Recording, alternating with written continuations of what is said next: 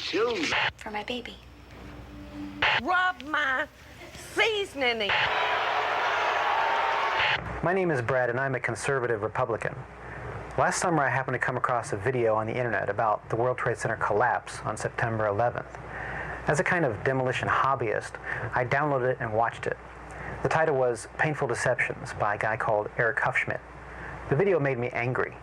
I was determined to prove the maker of this video wrong. I purchased DVDs about 9/11 from CBS and PBS Nova, including one made by the Naudet brothers. These were considered the official videos. And after watching them carefully and researching thousands of websites and archives on the internet, literally not sleeping for an entire week, I realized that the official story, not Eric Hufschmidt's Painful Deceptions, was unprovable, unsubstantiated, absolutely wrong. What you're about to see is information you should already know. Our news reporters, government, and media should have made all this material available to every one of us. Ask yourself why you've never seen it on TV. This is as close as we can get to the base of the World Trade Center. You can see the firemen assembled here, the police officers, everybody.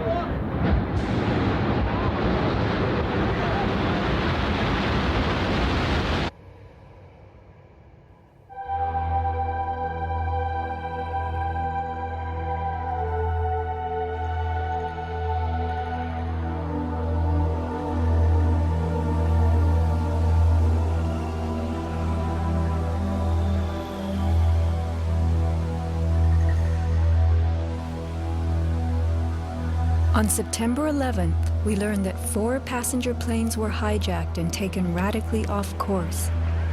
Within an hour, 2 of the planes had flown into the enormous steel towers of the World Trade Center, creating fires and eventually toppling them.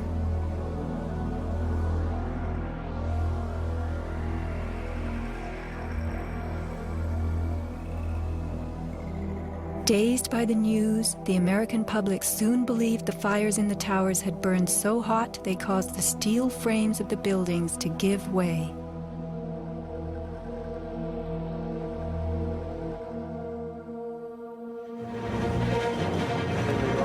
A myth developed, fed by official sources through the media to a bewildered audience. So when it was attacked again, he immediately... Elements of the myth. The impact of the airplanes, gallons of burning jet fuel, steel melting, the buildings failing and suddenly imploding. In a mere 10 seconds, 110 stories hurtled earthward, pulverizing into dust. We ran to the building and went into the... Right from the start, on the street itself, the official story was born. Come out of nowhere and just scream right into the side of the Twin Tower, exploding through the other side. And then I witnessed both towers collapse, one first and then the second, mostly due to structural failure because the fire was just too intense.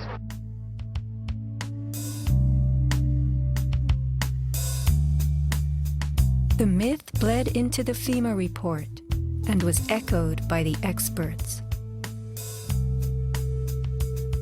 It was the combination of the impact load doing great damage to the building, followed by the fire, that caused collapse. John Skilling and Les Robertson were the structural engineers who designed the streamlined steel frames of the Twin Towers in the 1960s. Because a wayward Army bomber flew into the Empire State Building in 1945, the towers were built with skyscraper crashes in mind. The airplane we were envisioning was the largest airplane of its time, flying slowly and low, lost in the fog. We designed the buildings to take the impact of the Boeing 707 hitting the building at any location. But the aircraft that hit the towers was a Boeing 767, heavier than a 707, fueled for a transcontinental flight and traveling fast. 707s and 767s are comparable. The maximum takeoff weight of a fully loaded 707 is almost 334,000 pounds. As airplanes only carry the fuel load they need, The smaller model 767s that struck the towers were not, in actuality, maximally fueled or close to their maximum takeoff weight. As for the heat of the fires, listen to the radio communications of these New York City firemen. We got tanks. I saw the pockets of fire. We should be able to knock it down too light. Where you go that? 78th floor. Look, we got tanks. I saw the pockets of fire. We got tanks. Isolated pockets of fire. 2 water lines to knock them down. FEMA's executive summary relays that much of the fuel in the planes, jet-grade kerosene, was consumed by the initial fireballs and the following few minutes of fire. It then tells us that the burning jet fuel spread between floors and ignited the building's contents, causing more fire and generating heat. This was somehow enough to bring down the tower's 47-column steel core, 236 exterior columns, and thousands of steel trusses all at the same time.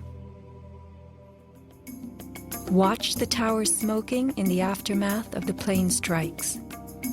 If you have ever tried to light a wood fire, you will know that smoking logs tell you the fire is not burning successfully. Smoke is the sign of an oxygen-starved fire. The Twin Towers stood for over an hour, smoldering but not flaming. During that time, thousands of people were evacuated by way of the stairwells. Others, trapped by debris, stood in the smoke-filled windows and signaled for help. In fact, the towers did what they were built to do. The building was designed to have a fully loaded 707 crash into it. That was the largest plane at the time. I believe that the building probably could sustain multiple impacts of jetliners because this structure is like the mosquito netting on your screen door, this intense grid, and the jet plane is just a pencil puncturing that screen netting. It really does nothing to the screen netting. The towers were built to withstand 140-mile-an-hour gusts produced by winter storms. Anyone in them on a windy day could feel them swaying. The single impact of a jetliner was no more of a blow than the continued battering of a hurricane. I was just putting my stuff away, and all of a sudden we heard a loud crash, and the building started shaking, kind of moving like a wave. New Yorkers were stunned 1 hour later when the first tower fell. To the best of my knowledge, the considerations of the fuel in the airplane in terms of an explosion or a great fire was not considered. Now, we were not responsible for that aspect of the design. Imagine building expressly for airplane impact, but never thinking of the fuel.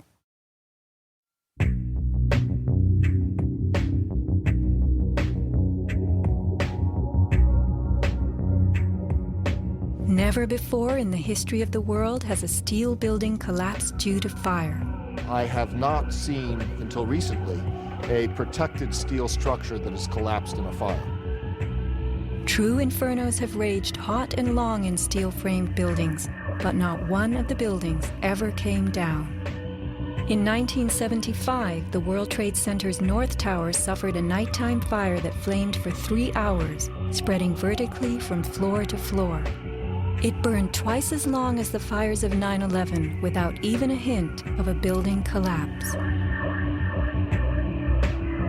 In February 2005, the Windsor Tower in Madrid, a skyscraper undergoing reconstruction, sustained a 20-hour fire. This is what was left, a standing building strong enough to support a crane. Compare a 20-hour inferno to 90 minutes of smoke.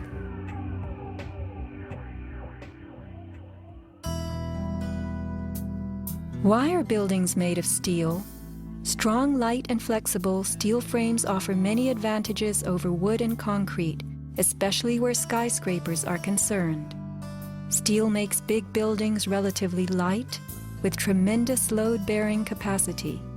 The upper floors won't crush the floors beneath them, and steel holds up better to weather and fire. Most skyscrapers are built on steel or concrete frames, which is a grid of columns and beams that goes all the way through the building. The World Trade Center was different. It was what engineers call a tube structure. It was a very, very strong mesh of steel that surrounded the exterior. Inside, there was the core, a rectangle of 47 columns made of 4-inch thick steel at the base, thinning with increasing height. The cores combined might with ingenuity, anchoring the towers and allowing them to flex. Look at the size of this steel. Solid, prefabricated floor assemblies, welded metal floor pans placed on top of trusses both welded and bolted to the vertical frames.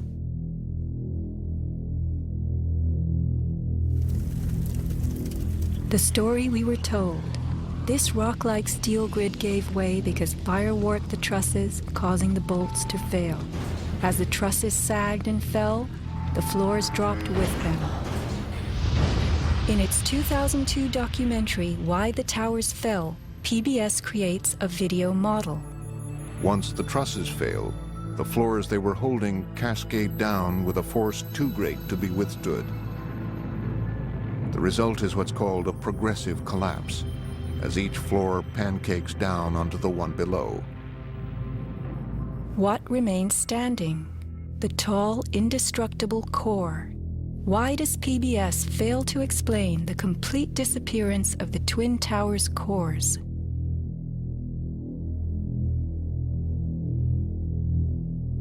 The official story's central thesis is based on heat, temperatures high enough to weaken steel. But people in the towers did not report such heat. Think about it. Neither steel, concrete, nor glass can burn. So what in those buildings could have burned to make such heat? How do these firefighters describe the collapse of the North Tower? We started running, floor by floor, it started popping out. It was if they had detonated. Yeah, as if they were planned to take down a building. Boom, boom, boom, boom, boom, boom, boom, boom. All the way down. I was watching it and running. And others give similar descriptions. At 10:30, I tried to leave the building, but as soon as I got outside, I heard a second explosion and another rumble and more smoke and more dust. And then a fire marshal came in and said we had to leave because if there was a third explosion, this building might not last. Like, it sounded like gunfire, you know, bang, bang, bang, bang, bang, and then all of a sudden, 3 big explosions. We started walking down the stairs, we made it to the 8th floor. Big explosion. Blew us back into the 8th floor. Do you know if it was an explosion or if it was a building collapse? To me, it sounded like an explosion, but it was a huge explosion.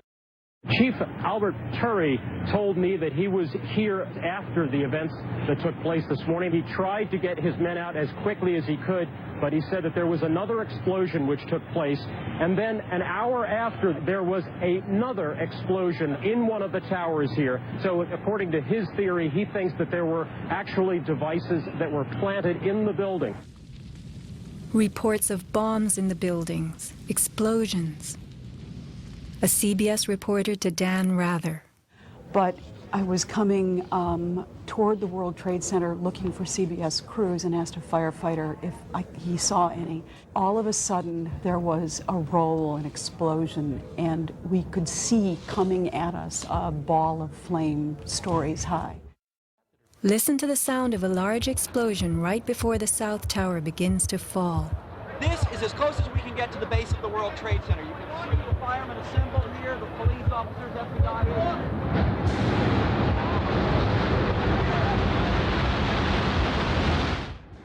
Sound reaches us after what we see. If the boom we just heard was the sound of the building collapsing, it would follow the collapse. Instead, the boom is heard before. Whoa, whoa, whoa. bring it back.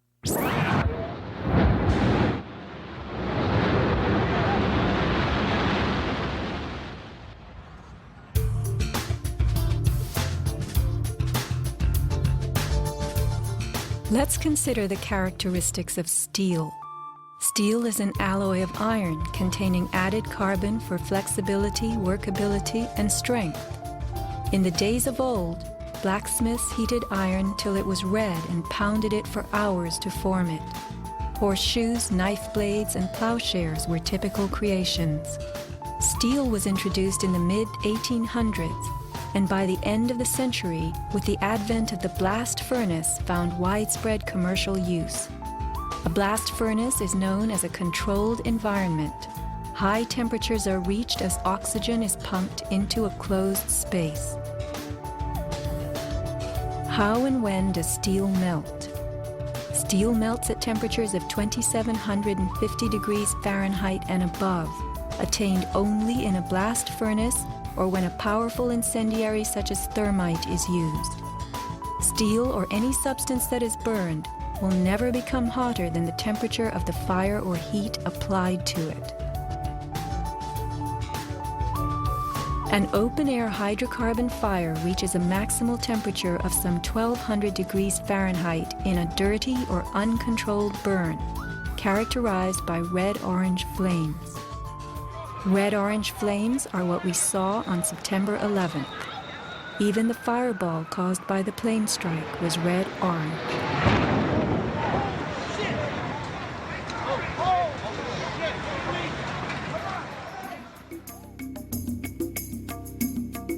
A controlled burn falls between a dirty burn like a fireplace and a controlled environment, the blast furnace. A controlled burn employs a regulated mix of air and fuel, an example being your gas stove or the engine in your car. You can fire up your gas stove all day long, making soup, roasting a duck, or simmering a stew. Made of steel, your stove will not melt, and nor will your pots and pans. This is a kerosene heater designed for use in any ordinary house. The heater runs on jet-grade kerosene contained in this tank. Made of steel, the heater can operate all night and all day. The kerosene fumes ignite and burn inside it, never causing even the smallest part of this heater to weaken or melt. Yet we were led to believe that these tremendous buildings, framed in steel and surfaced in aluminum, totally collapsed from small scattered fires and 90 minutes of smoke. Take note of these hurtling beams, thrown laterally outward as the tower comes to earth. Would fire have the strength to eject such huge hunks of metal? MIT engineering professor Thomas Eager's 2001 paper is officially considered the academic standard for explaining the World Trade Center collapses. In it, he tells us that steel loses half its strength at 650 degrees Celsius, and that the fires that day did not get much hotter than this. He stresses, however, that the fires did not burn evenly. It was the uneven temperatures that caused the steel to deform and some of the floors to fail. These falling floors brought down the whole building. While it was impossible for the fuel-rich diffuse flame fire to burn at a temperature high enough to melt the steel, its quick ignition and intense heat caused the steel to lose at least half its strength and to deform, causing buckling or crippling. This weakening and deformation caused a few floors to fall, while the weight of the stories above them crushed the floors below, initiating a domino collapse. In plain language, straight from MIT.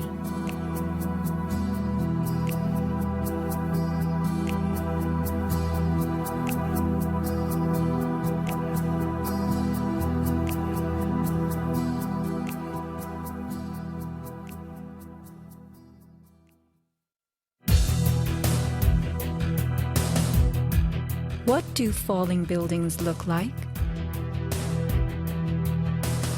What do demolitions look like?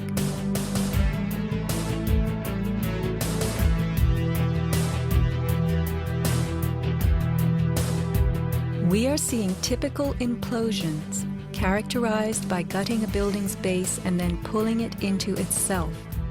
Computer-controlled sequencing fires the explosives in a rapid wave. Notice the jets of shooting concrete, the flashes, the pops, the caving of the buildings as they fall into their footprint, the tremendous, billowing clouds of dust.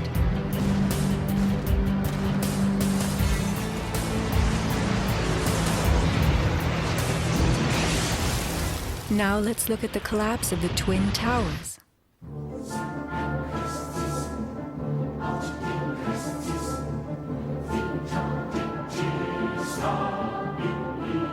We are seeing explosions rather than implosions, a first in demolition history. A sequenced rumble becomes a roar as debris is thrown outward. The damage is not contained. Even the windows are blown from neighborhood buildings. What kind of energy enabled this? Would fire hurl metal and concrete sideways into the air? Here, a 600,000-pound chunk of steel, twice the weight of a Boeing airliner, was flung 400 feet, wedging itself deep into 3 World Financial Center on Vesey Street. A FEMA photographer taking pictures of Ground Zero wondered why so many steel beams were jutting from neighborhood buildings. Watt shot pieces of the towers all the way across the street.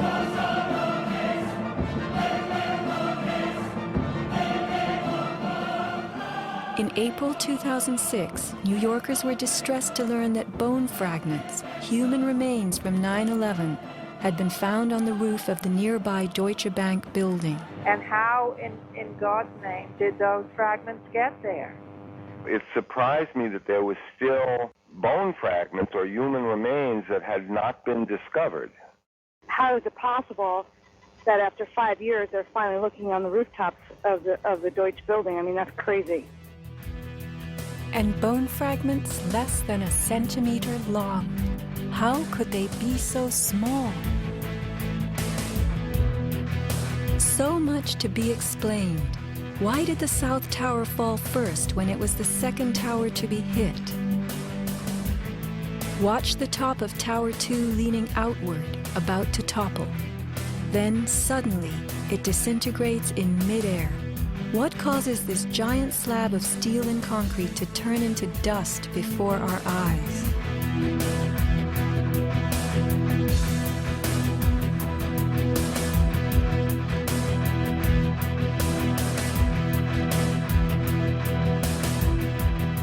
Watch both buildings collapsing straight down, directly into the path of most resistance, which is all the floors and all the mass of the building itself.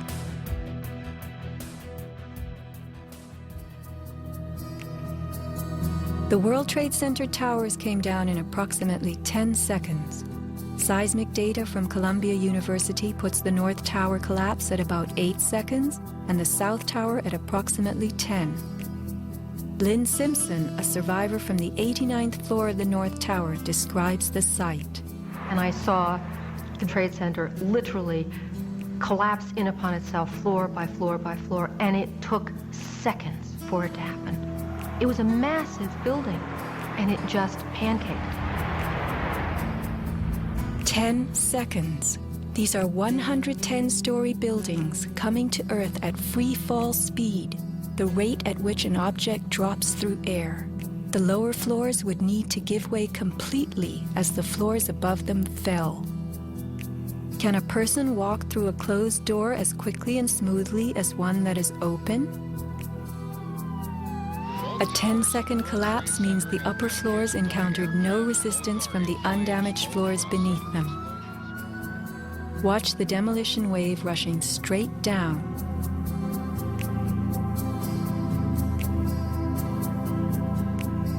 Here the South Tower is half its original height, but wreckage from the upper collapse has not yet fallen this far.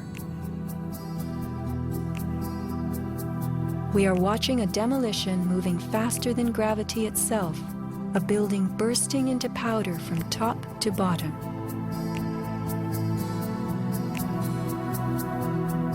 Here, the core of the North Tower finally gives up. 700 remaining feet of giant steel columns, among the strongest ever erected. What force acts upon the core to make it all of a sudden disappear?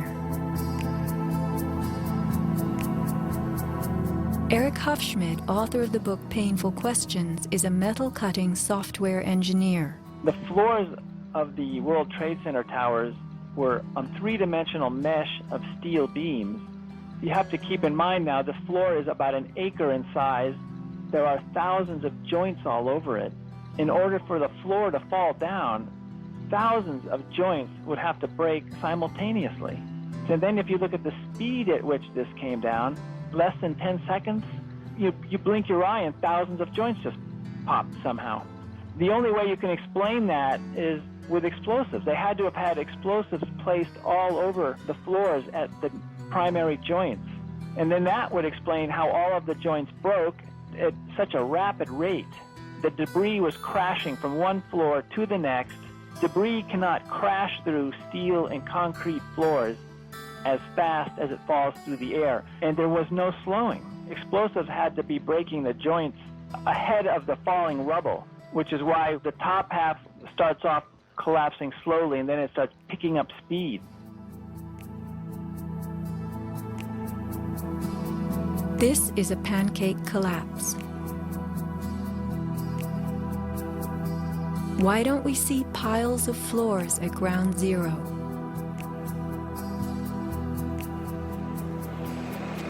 And paper blown everywhere.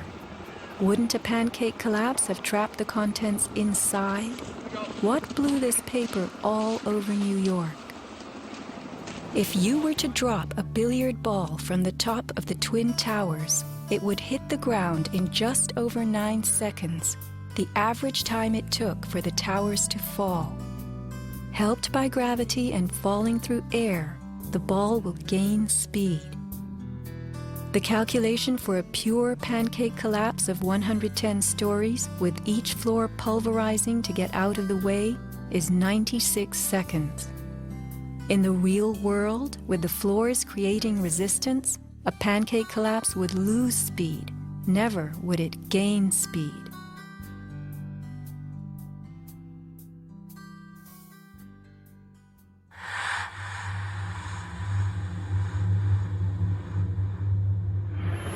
The airplane struck the towers high above the ground. But down in the lobby of the North Tower, marble facing flew off the walls. The windows shattered, all the glass blown out.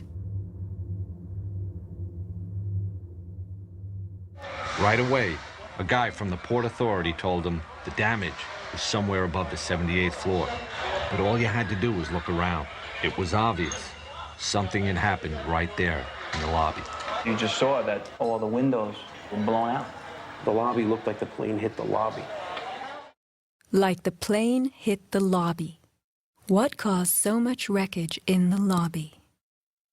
William Rodriguez, a maintenance employee at the World Trade Center and the last human being to exit the towers alive, describes a giant blast below his building. And all of a sudden, we heard an explosion. It was a huge explosion that came from under my feet, meaning that it came from the sub-levels between B2 and B3. And then there was a huge explosion at the top of the building. You could hear the difference from the bottom and all the way through the top. The one from the top, which was actually seconds after, was heard very far away. The one at the basement was pretty loud, and you felt your actual feet moving with the floor. The tremor that is sent through the floors, that the walls cracked and the false ceiling totally collapsed. And that's when a person named Felipe David came running into our office saying, explosion, explosion, explosion. And when I saw him, he has all his skin pulled from under his armpits and missing pieces on his face. An explosion deep down in the tower before the plane crash 95 floors above. Others lived to report enormous explosions below the towers. Construction worker Philip Morelli was in North Tower's sub-basement 4 at the time of the first plane strike. I go downstairs, the foreman tells me to go to remove the containers. As I'm walking by the main freight car of the building, in the corridor, that's when I got blown. I mean, the impact of the explosion, of whatever happened, it threw me to the floor, and that's when everything started happening. Blown to the floor. Let's hear what happened next. I was racing, I was going towards the bathroom. All of a sudden, I opened the door, I didn't know it was a bathroom, and all of a sudden a big impact happened again. And all the ceiling tile was falling down, the light fixtures were falling, swinging out of the ceiling. And I come running out the door, and everything, the walls were down, and now I started running towards the parking lots. There was a lot of smoke down there, there was a lot of people screaming. People came with us, running up the ramps. Philip then ran underground to the South Tower. You know, you got to go clear across the whole from 1 to 2 World Trade Center. You know what I mean? That's the way you got to run. And then all of a sudden, it happened all over again. Something else hit us to the floor. Right in the basement, you felt it. Walls were caving in, everything that was going on. I mean, I know of people that got killed in the basement. I know of people that got broken legs in the basement. People that got reconstructive surgery because the walls hit them in the face. Engineer Mike Pecoraro in the 6th sub-basement found the parking garage and machine shop reduced to rubble.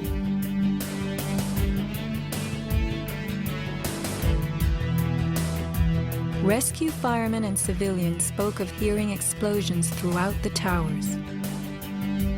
Firefighter Lou Caccioli told People magazine that as he and others evacuated workers, bombs were going off inside the building.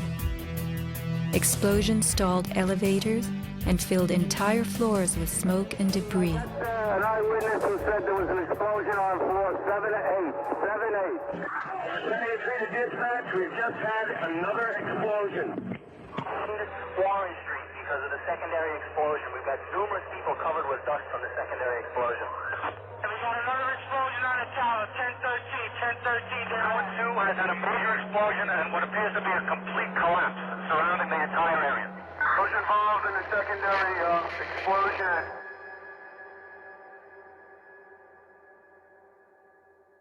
William Rodriguez, helping the firefighters, reports blasts within the North Tower well before it fell. As I went up, I remember listening to small explosions on the upper floors, and these small explosions were not coming from the area of the impact. It was coming from lower floors. And when the second plane hit the South Tower, we heard boom. When we heard boom, inside our building, the North Tower, we heard pa pa pa pa pa pa pa pa. And on the security radio, we heard, we lost 65, meaning the 65th floor collapsed. And as we went down the stairwells, you could hear the actual collapsing inside the buildings. You heard rumble, you heard the cracking of the walls, I mean, pieces falling right next to us of the actual building.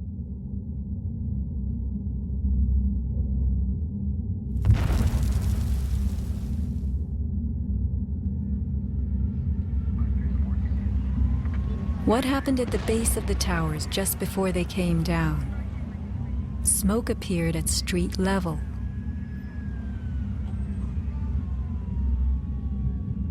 This video was shot from New Jersey. An explosion is heard as white smoke rises at the base of the building. Now people are gathering in large groups. In fact, at one corner, smoke was coming from the city. Smoke stepping out of bodegas.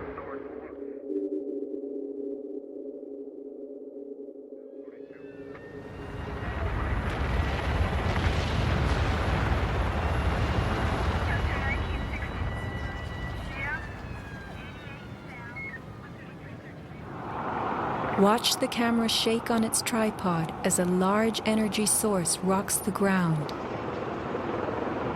9 seconds later, the North Tower falls. I heard like an explosion and then a cracking type of noise. And then it sounded like a freight train, rumbling and picking up speed. I looked up and I saw it coming down.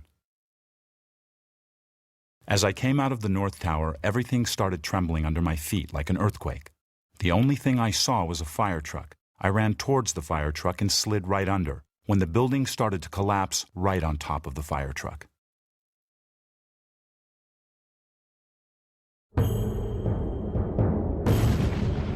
Across the Hudson River, Richard Siegel was filming an astonishing day. The sound meter of Richard's camera caught something very significant. Adjusted for the distance involved, as sound travels more slowly than what we see, the camera registered multiple explosions in the towers. Here is the South Tower record. Then the building fell.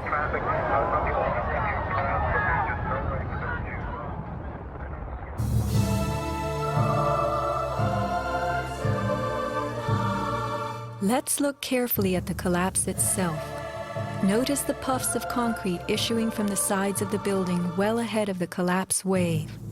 Called squibs in demolition language, these are actual explosives, charges firing visibly through the exterior as gravity pulls the building down.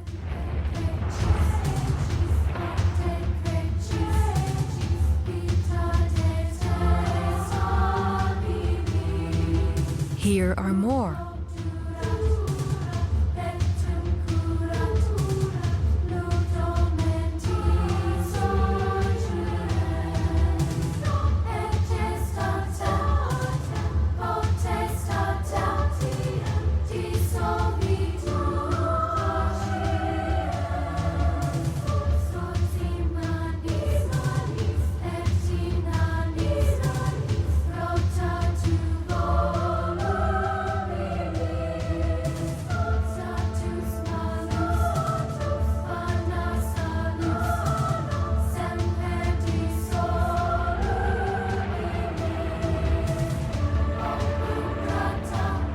Shattering from the top, engulfed by banana peel plumes, these were no ordinary implosions.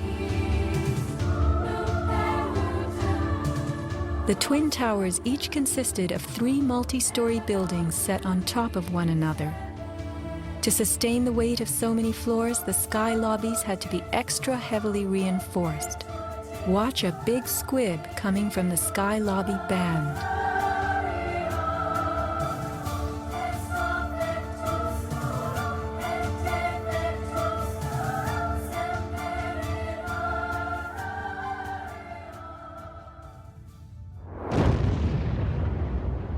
A powerful blast produces what is called a shock wave. Explosions generate extremely high compressional waves that exceed the limits of surrounding air and space, creating a violent force. When the debris started coming down, I was right in the shadow of the South Tower. I was less than 100 yards away. Everybody saw the video over and over again of that cloud chasing people down the street. It was like a tornado. It was like being hit by a wave at the beach, but the wave was intense, it was hot, it was noisy. It was like getting hit in the back by gravel, rocks, like somebody had picked up handfuls of rocks and was just throwing them at you. And the noise kept coming and coming, and one second I was running, and the next second I was flying. I was just, I had no control over my feet, no choice as to what direction I was going. I was in the air, and it seemed like I was being followed by this tornado. This tornado of darkness. The South Tower fell first. This is the shockwave blast as it rocks the tower next door.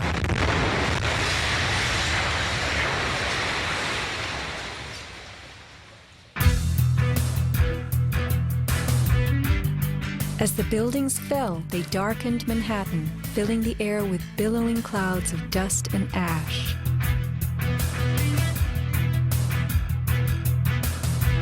What produces these huge, scudding, cauliflower-like masses of slowly moving dust? True, a 110-story building has just been reduced to 1 million tons of rubble. But is there anything in our experience we can compare it to? A volcano.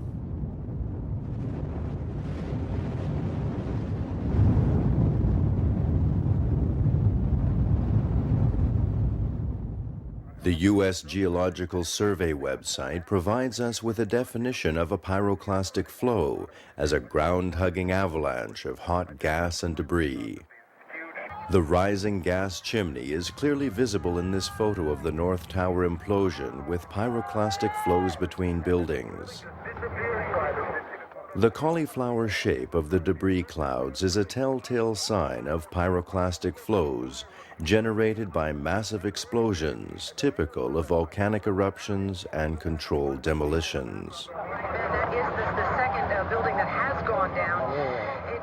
A pyroclastic surge can even flow over water as hot gases carry dust created by explosive energy. Here, the South Tower implosion creates a pyroclastic surge moving out over the Hudson River. A volcanic eruption produces exactly the same thick, scudding ash, heavy with debris, hugging the ground as it flows out from a tremendous internal explosion.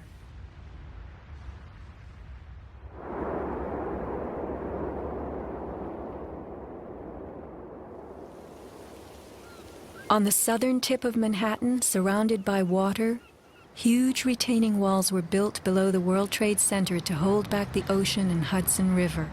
The bathtub, as it was called, held 7 levels of parking garages, maintenance rooms, and the New Jersey Path train station. After September 11th, the 3-foot-thick slurry walls were found to have shifted up to 18 inches inward. These walls are coming in. These walls hold back the river. So if these walls cave in, this place is going to get flooded out by the river. Let's think about this. A pancake collapse should have left the foundations in place. They had always borne the weight of 110 floors, but something happened in the sub-basements to disrupt them. All the collapse had gone down to track level, so we had 60, 70 feet of wall, totally unsupported. What kind of force could have dislodged so many stories deep underground?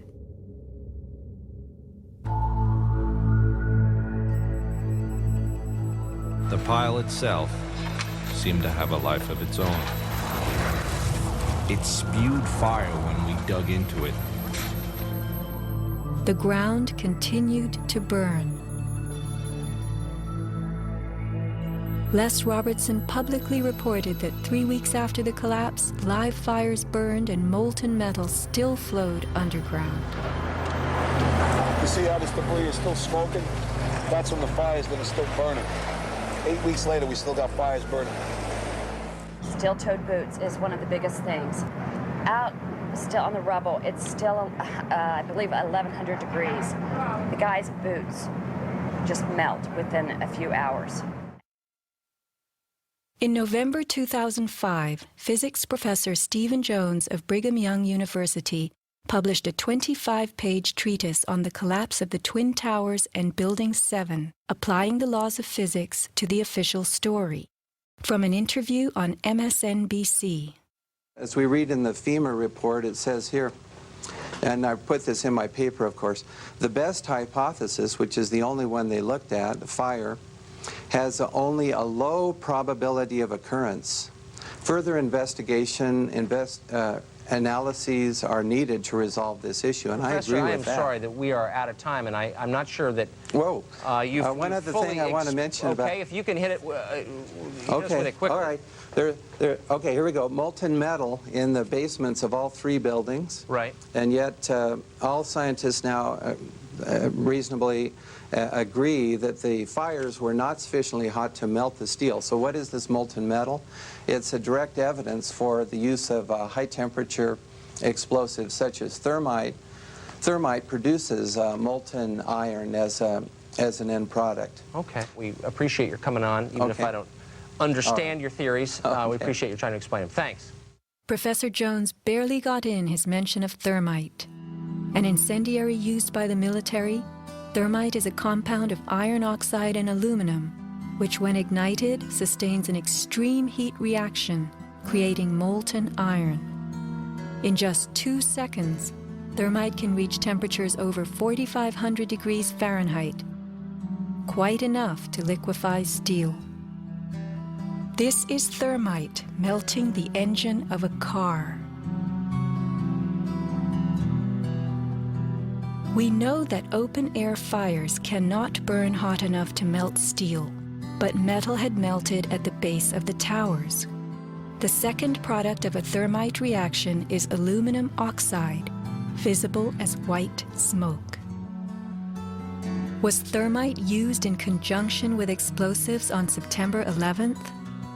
Watch this very bright substance pouring from the 81st floor of the South Tower.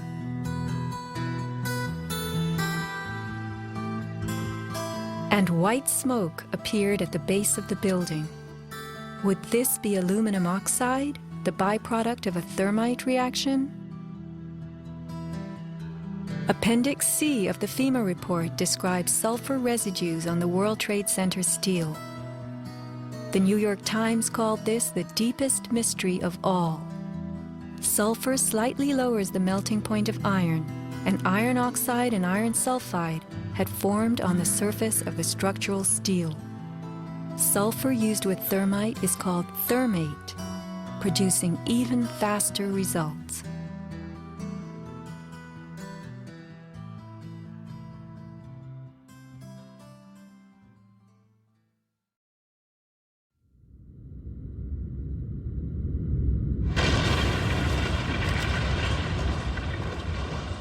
Let's look at what happens in the demolition industry. Taking down large structures requires preparation. Powerful explosives and heavy equipment are used in advance to weaken the foundation and bottom sections of a building before additional explosives and gravity bring the rest of it down. The words of a senior blaster. We blow the basement, all the columns in the basement. Then we crack it up at the top to get it started. We go every other floor all the way down. Every explosive has a timer on it. That's why it's controlled. When the columns go, each floor goes down and impacts the one below and keeps going. Here's what demolition experts use in steel-framed buildings: the linear shaped charge. It's a chevron-shaped or V-shaped charge that you can focus at a specific target, and it's lethal. It generates around 3 million pounds per square inch pressure at a speed, depending on the explosive inside the shaped charge, in excess of 27,000 feet per second. Besides the unfathomably powerful shaped charge, blasters have a lot of tricks. There are over 1,000 different types of explosive. Different because they detonate at varying speeds. This is detonating cord, and this burns at about 21,000 feet per second. Comes in all colors, pastels too. With the use of delays, we can control pretty much where the debris lands. We can control vibration. We can control noise levels. Timing and delays are the key to just about everything in our business.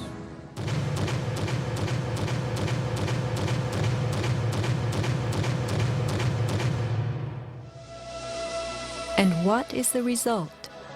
The thing that pleases me is the fragmentation and the control. One, to take a building and break it up into millions of pieces and put it in this basement as artfully as we do it, and it works just like clockwork. So we've got it all down to a science. It gives me goosebumps to talk about it.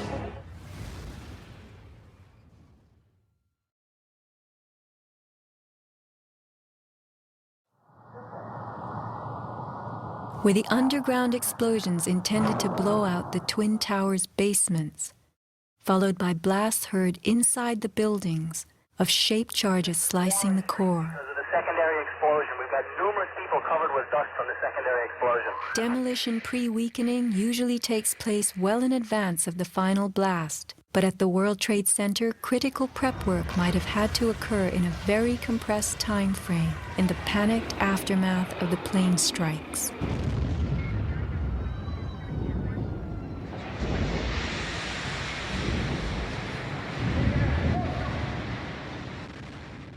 These core columns were discovered after the collapse. The angled cut occurs in exactly the manner that shaped charges slice through steel beams to control the way they fall. Notice the hardened, once liquid metal. Was thermite used with the shaped charge? The job of the shaped charge is to cut steel H-beams. The way we do this is by cutting the beam at an angle, which through a series of beams cut at the same angle will tend to make the building shift over and walk. Let's look at the rubble of two 110-story buildings brought to the ground. In a 7-story crater lie nearly 2 million tons of debris. Had the basements not been blown out, where would 2 million tons have gone? Heaped on the ground, ready to slide and spill? The art of controlled demolition.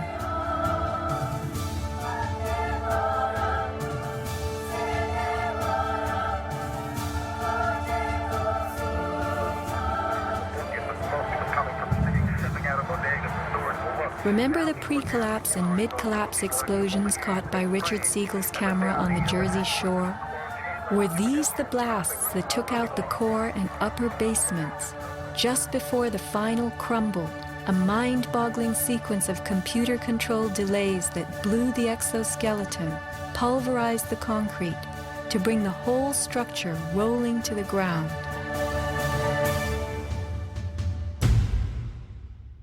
Was this the story of that day? Inside our building, the North Tower, we heard pa pa pa pa pa pa pa pa pa. And on the Mostly was coming from the city. Folks stepping out of bodegas and stores for work.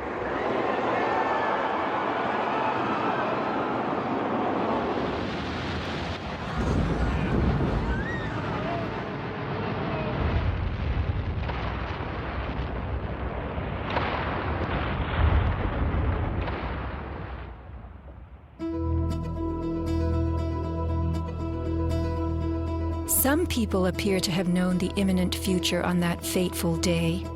FEMA had arrived in New York on Monday night, ready for a bioterror drill. Spokesman Tom Kenny to Dan Rather. To be honest with you, we arrived on late Monday night and went into action on Tuesday morning. And not until today did we get a full opportunity to work the entire site other than the spot at Church and Day to which we were deployed. And Rudy Giuliani, mayor of New York, tells ABC's Peter Jennings that he was aware the towers would be coming down. What is going on now is a massive rescue effort. Do you believe it's hundreds or thousands? I really don't want to say right now, Peter. I think it's going to be a horrible number. I saw people jumping out of the World Trade Center. I saw some of the firefighters who I know going into the building. And we were in a building in which we were trapped for about 10, 15 minutes. And we set up headquarters at 75 Barclay Street, which was right there with the police commissioner, the fire commissioner, the head of emergency management.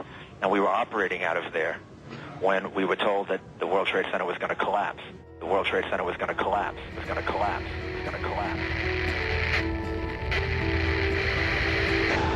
Similarly, Larry Silverstein, new leaseholder of the World Trade Center, regretfully declared that a decision was made to pull Building 7 by the end of the day, the last structure added to the World Trade Center complex.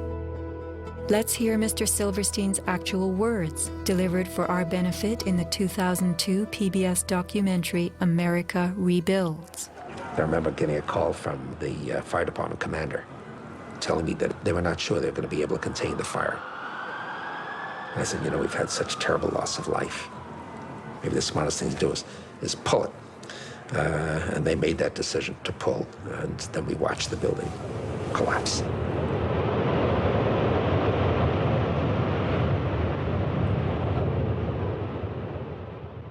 Blast, shoot, blow, and pull are terms used in the demolition industry to refer to bringing down buildings, bridges, and other structures. Because I actually blew the hospital down that I was born in. Originally, we had figured to shoot it, let it drop straight down. Then, watch Demolition Dynamics attempt a big blast. And from Ground Zero's own post-disaster wrecking crew. By mid-December, the Department of Design and Construction had leveled World Trade Center buildings 4 and 5. Hello? Oh, we're getting ready to pull building 6.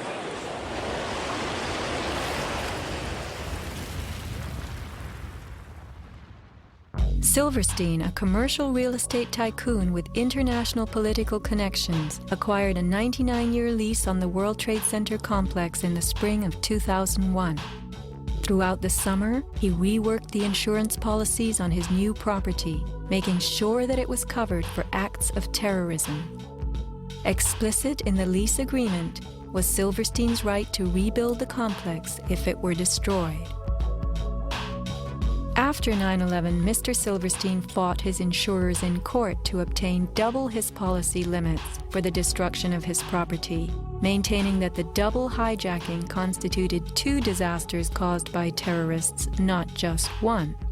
He won and was awarded over $7 billion, a magnificent return on his original $15 million investment. My first reaction is to think about the families of those people, the tragedy, the magnitude of it. However, I firmly believe that we should rebuild.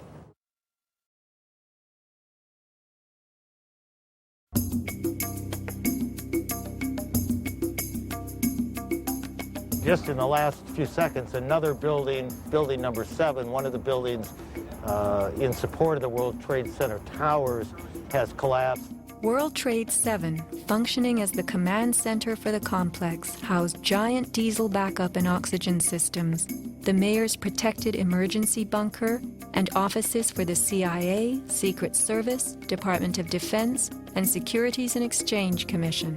Its other tenants were insurance companies, brokerages, and banks. No plane hit Building 7, but at 5:20 p.m. on September 11th, it collapsed in a heap on the ground. Some damage to Building 7 is said to have been caused by debris from Tower 1. Though this New York Times article tells us Building 7 burned like a giant torch, the only visuals that exist are of unidentified smoke and a few small fires. Compare this to the wallops sustained by World Trade Center 3, 4, 5, and 6. Positioned right below the towers, damage to the surrounding World Trade Center buildings was infinitely worse. Still, the structures held up. But somehow, rescue workers knew that Building 7 would fall. You hear that? Keep your eye on that building. It'll be coming down soon. A 47-story skyscraper, Building 7 folded neatly in 6.5 seconds, a textbook descent right into its footprint. Silverstein Properties now tells us that its owner was referring to the team of firefighters inside the building when he spoke of the decision to pulling the firemen out of harm's way. However, there were no firefighters in Building 7, according to FEMA, NIST, and Fire Chief Frank Fellini. They were ordered out at 11:30 that morning. 6 hours later, the building came down. You know, we heard this sound that sounded like a clap of thunder. Turned around, it looked like there was a shock wave ripping through the building, and the windows all busted out, and it was horrifying. About a second later, the bottom floor caves out, and the building followed after that. Radio host Alex Jones notes the mark of a classic implosion. This is a photo taken 1 second into Building 7's collapse. Notice the crimp. If we look at other controlled demolitions, we see that they first blow one of the central columns so the building falls in on itself. If you don't do this, the building falls outward and can damage surrounding structures. Building 7 had a classic crimp or wedge. Its central column was blown out first, so it didn't structurally damage buildings just a few feet away from it. Remember the mayor's emergency bunker?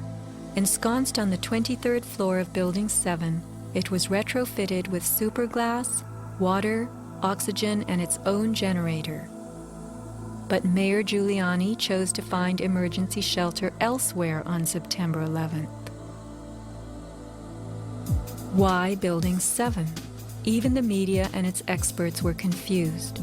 The History Channel interviews structural engineer Ramon Gil-Sans, who points out the obvious crimp and even speaks of the implosion. Engineers are not just focusing on the Twin Towers. The most disturbing structural event was not that the Twin Towers fell, but that Tower 7, ignited by flying debris, fell due to fire alone. Building 7 was a steel frame building, and is the first steel frame building that has collapsed due to fire. The failure of the building was an implosion, so it failed completely different than Towers 1 and 2, in which the floors failed first. Why Building 7? Let's ask the question again. As the WTC Command Center, was it the hub for the 9/11 plan? Also, in 6.5 seconds, lost forever were thousands of SEC case files on corporate fraud, including those relating to the notorious activities of giants WorldCom and Enron. A few indictments for stock fraud, but what of the $70 billion California electricity swindle? It disappeared.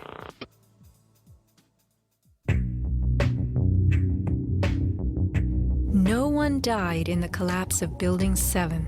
It was vacated well in advance of its implosion, but not the Twin Towers. Why weren't police, firemen, and civilians in these buildings told what to expect? Tragically, employees in the towers were advised to return to their offices. The announcement came on that everything was fine. Tower 1, they were evacuating, but Tower 2 was fine, and we could go back to our offices. We were about to go through the turnstile. The security guard says, "Where you guys are going?" I said, "Well, I'm going home because I saw fireballs coming down." He said, "No, your building is safe. It's secured. It is safer to stay in your building. Go back to your office." Stanley Prayamnath returned to the 81st floor. Then, I just happened to raise my head looking straight towards the Statue of Liberty, and what I saw was a giant airplane coming straight towards me. the South Tower was hit between the 78th and 84th floors. Trapped on the 81st floor by crushing debris, Stanley was rescued by Brian Clark. Slowly and painfully, they made their way down a stairwell to freedom. Outside, Stanley had a feeling of uncanny prescience for what was to come. And we peered through the railing, up through the trees at the tower, and Stanley said, "You know, I think that tower could come down." And I don't know why I'm telling this man this building is going. But I knew it was not over. I said, "There's no way. That's a steel structure. That's just draperies and carpets and furniture burning. You know, there's no way." And I didn't finish my sentence when the tower started to slide. And I can still remember hearing, first of all, this boom, boom, boom explosions.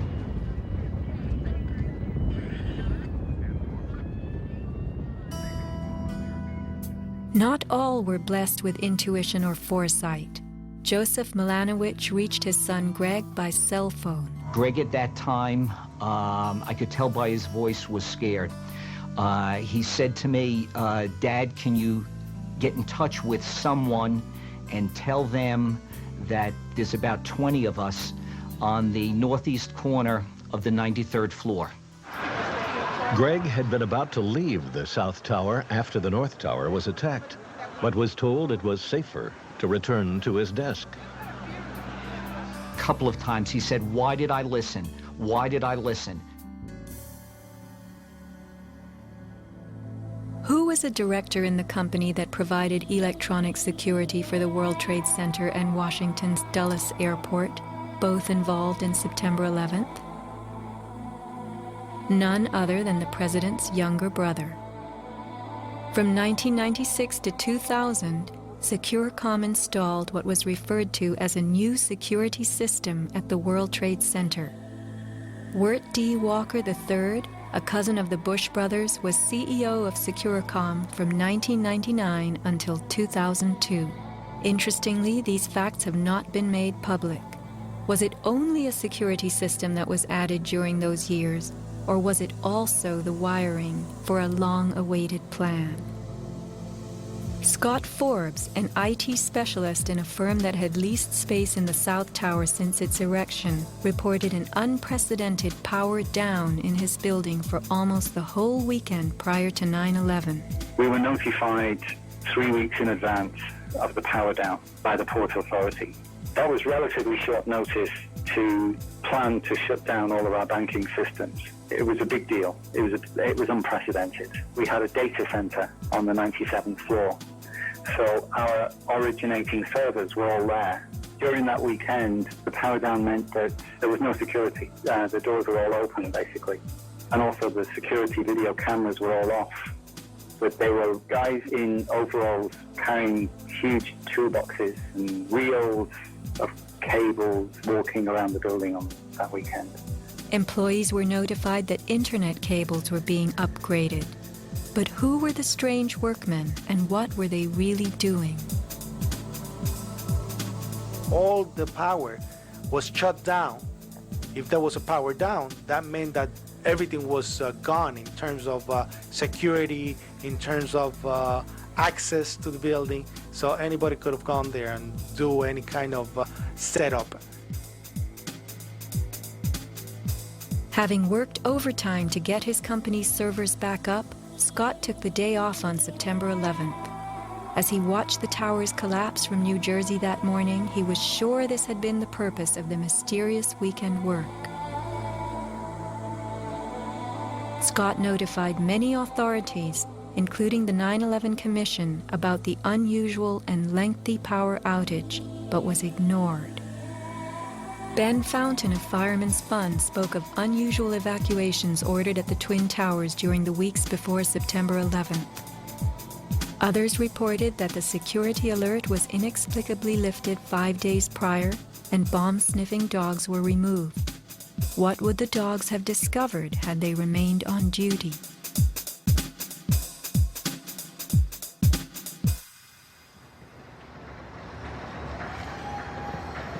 Not long after the disaster, Lower Manhattan saw banners like this one. Although they were idolized as cathedral-like symbols of power and triumph that pierced the New York skyline, the Twin Towers were big money losers for the Port Authority of New York.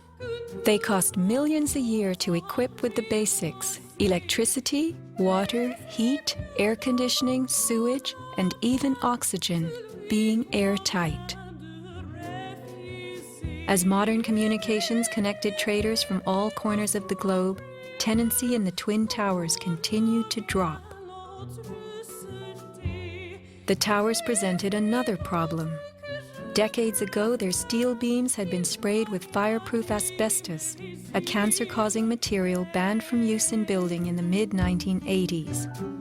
Although the World Trade Center complex was given several waivers, it was expected to clean up its act. But to remove the asbestos from every supporting beam in the Twin Towers would have been almost undoable. Quotes for this cleanup ran over $1 billion, and no insurance company was willing to bear the cost. An urban renewal project of unfathomable proportions.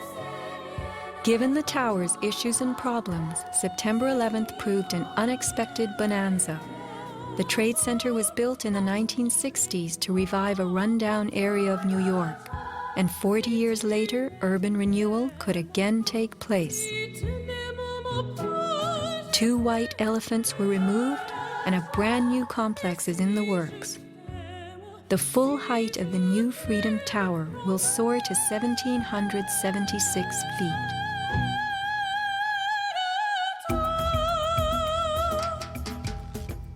The suffocating dust that engulfed Manhattan was much more than dust. It was pulverized concrete, glass, metals containing lead, mercury, dioxins, benzene, and of course asbestos. None of that was healthy for any living thing. Today, thousands of rescue workers have developed lung cancer and serious permanent health conditions. And the rescue dogs continue to die. What you had was a ground-level municipal incinerator that smoldered for months, burning up the most heavily computerized building in the world.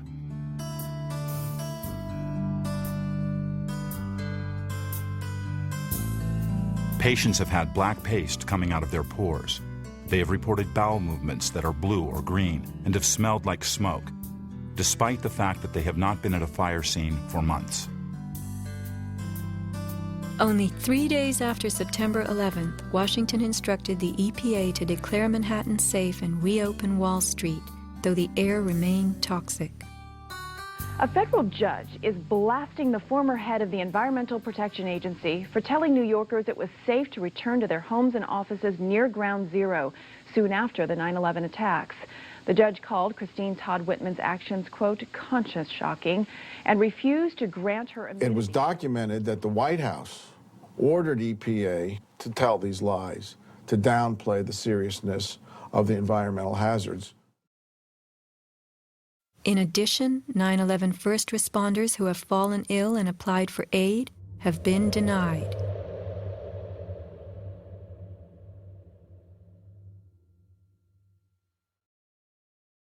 Asbestos plays a part in the myth of why the Twin Towers fell on September 11th.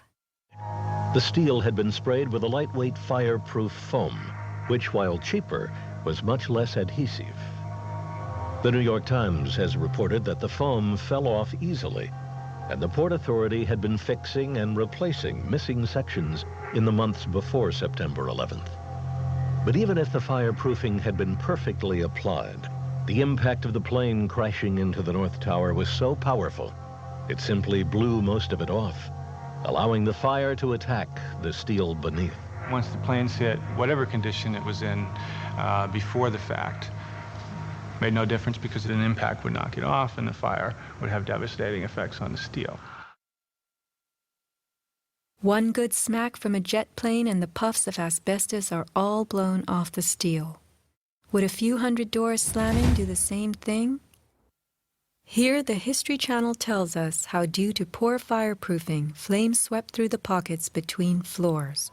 As much of the fireproofing had been dislodged on impact, the flames were attacking unprotected steel.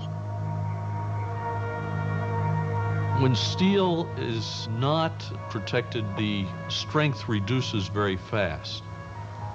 When you get to about 1100 degrees Fahrenheit, you lose about half the strength of the steel. The fire inside the towers may have reached temperatures of 2500 degrees Fahrenheit. The New York Times has reported what happened to those steel floor trusses then.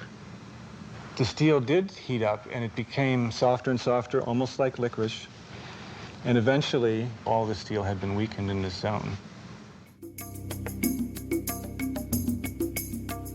40 years ago, the steel used to build the World Trade Center was certified by Underwriters Laboratories, a global product compliance and public safety guardian.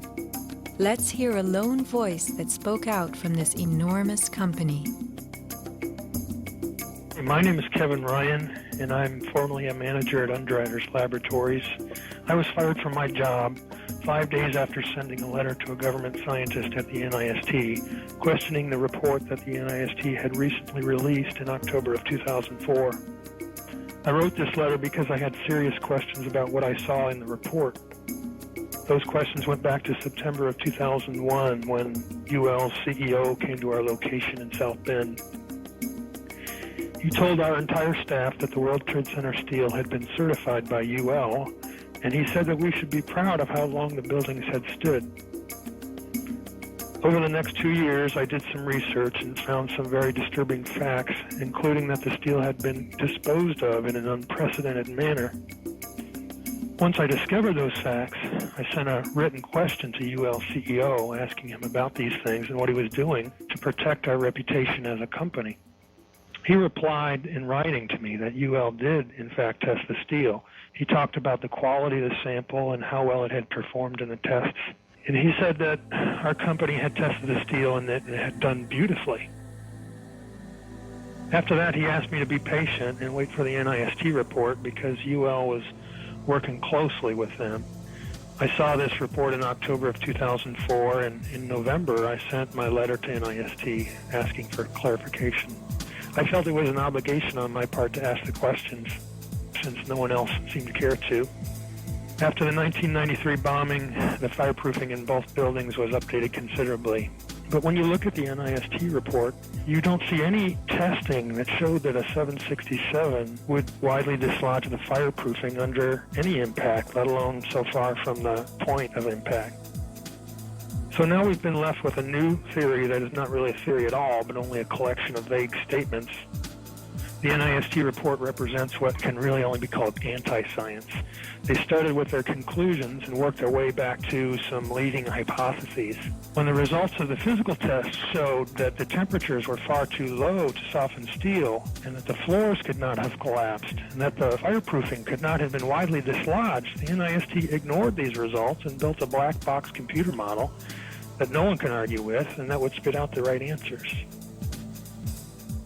Today, anyone who's conscious enough to know what's happening in the world knows that most government policy is being driven by this false story. Crack down and punish the perpetrators of this attack. This is being seen on Capitol Hill as another Pearl Harbor, as another Pearl Harbor, as another Pearl Harbor.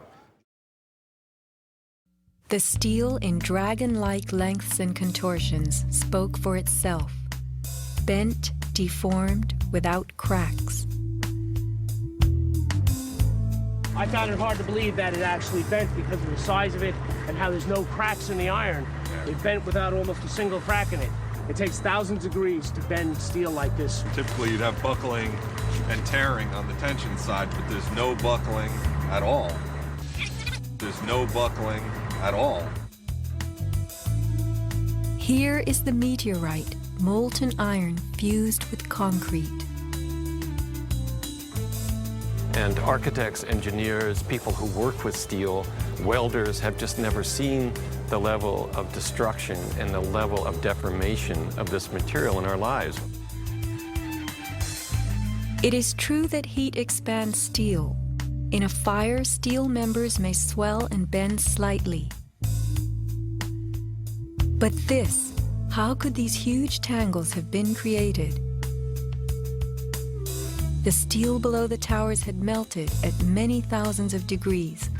Since metal conducts heat, were these twisted remains formed by high temperatures wicking their way through a gridwork of steel?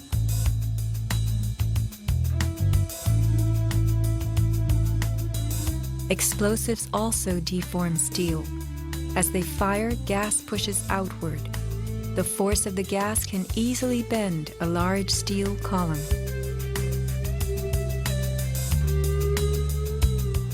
Two kinds of debris, huge shattered columns that could break a truck, combined with matter that was near pulverized. You have two 110-story office buildings. You don't find a desk. You don't find a chair. You don't find a telephone, a computer. The biggest piece of a telephone I found was half of the keypad, and it was about this big.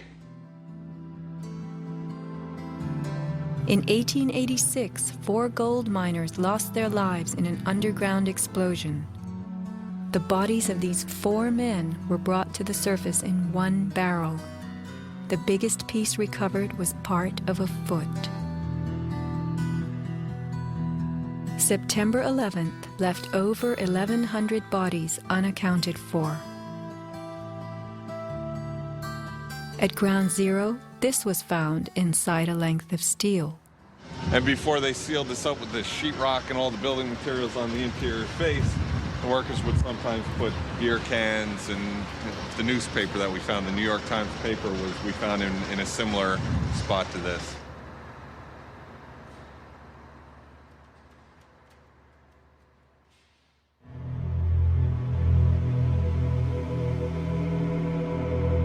Secrets cannot be kept forever. Just as that newspaper from 1969 revealed itself to us decades later, we will someday know the inside of September 11th. The reasons for the staging of such a production go far back into time. Insurance policies covered nearly everything in the World Trade Center that was destroyed. But what if certain commodities could be removed in the nick of time? Gold and silver held by commercial banks and the COMEX exchange is said to have been stored beneath Ground Zero. This single cache belonging to the Bank of Nova Scotia was unearthed and made public. Was there more, and was it removed, remains a question. As last survivor William Rodriguez climbed the stairwell to rescue people, he remembers a very strange thing. As I stood there on the 33rd floor, I heard very strange noises on the 34th floor.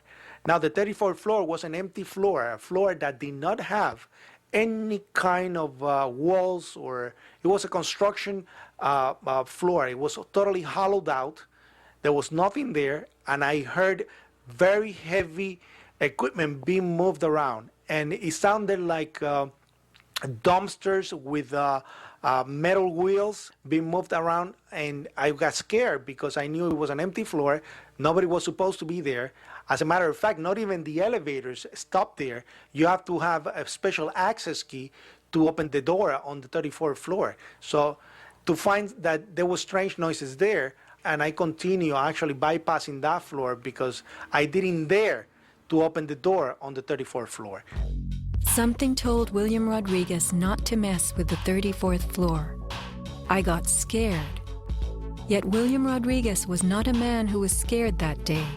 He remained in a burning building against firemen's orders, endangering his own life as he saved the lives of others. What could have been happening on the 34th floor? For weeks, Scott Forbes had heard similar noises on the 98th floor above him. It must have been at least 4 to 6 weeks before 9/11. It was like rebuilding work going on upstairs. The tenants, the people from Aon who had been were moved somewhere else. The offices were just vacant. And there was a lot of heavy machinery building work going on. It was almost like pneumatic drills and lots of hammering, so much so that the floors were shaking. That's how noticeable it was. It was almost as if something heavy was being moved and then it was being taken off wheels, and it was like boom. Our floor underneath literally shook. You could feel the weight above you. That was how large it was.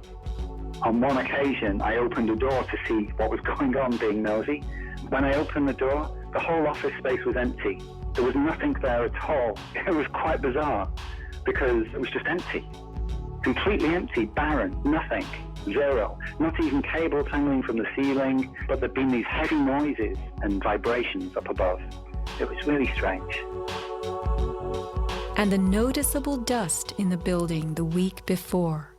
It was probably the week leading up to 9/11. Every morning I'd come in around 7 a.m. and the dust was incredible. It was filthy. It was like the cleaners weren't cleaning. Right where the windows were, there was a sill which enclosed radiators. I was sick to death of the dust which was appearing on the windowsills. It was dirty grey and very, very noticeable in that week leading up to 9/11. Where was that dust coming from? Grey dust Scott himself had to clean. Was it powdered cement? The steel columns of the Twin Towers formed an endo and exoskeleton. Had something been placed around the edge of the building, holes been drilled to contain it? Was the dust in those final days a telltale sign? As white elephants, the buildings were full of vacant offices. Tenants could be temporarily moved around for upgrades as Aon was, and a plan arranged to perfection. Was the strange construction that could be heard but not seen going on all over the towers? Larry Silverstein took possession 6 weeks before September 11th, when the strange construction began. Were the sounds that scared William Rodriguez the last of the rats as they left a sinking ship?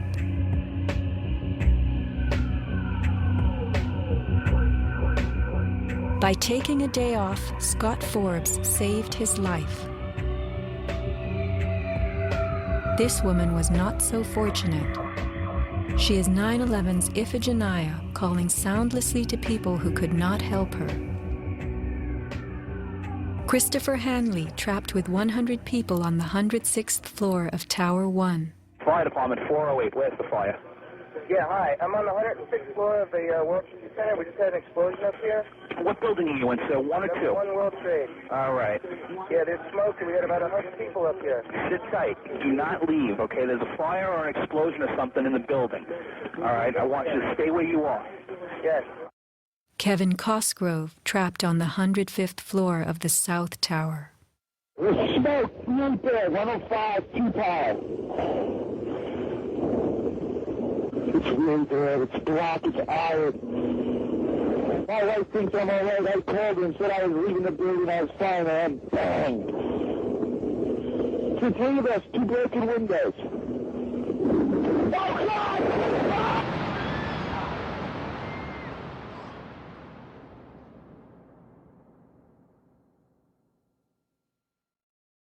Let's not forget these people whose fate on this day was decided for them. As we know, secrets cannot be kept forever.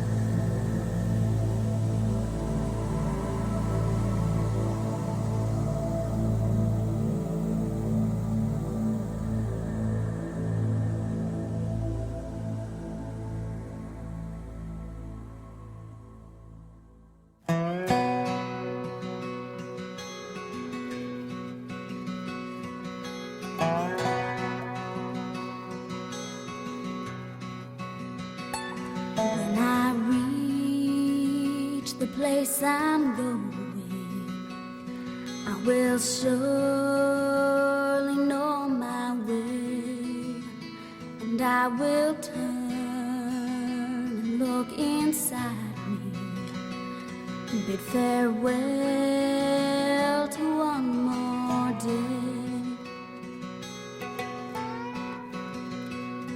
Every light begins with darkness. Every flower is one to see, and with the sun and wind to taste us, we are bound to be released. I will fly beyond this valley. I will open up the gate, and when I reach the place I'm going, I will surely know my way.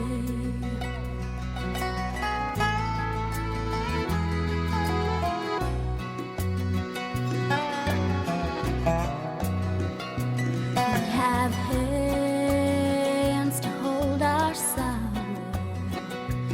We have tears to heal the pain. And though your eyes ask many questions,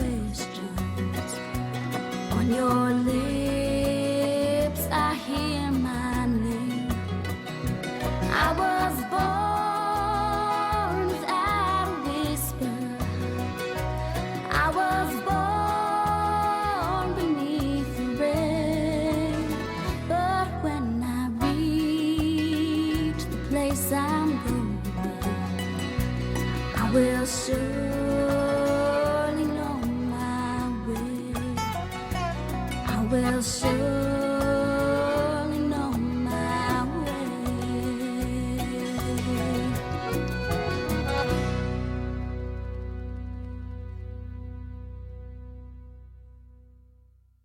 So are you tired of editing? Me? Yes. No. Are you filming me?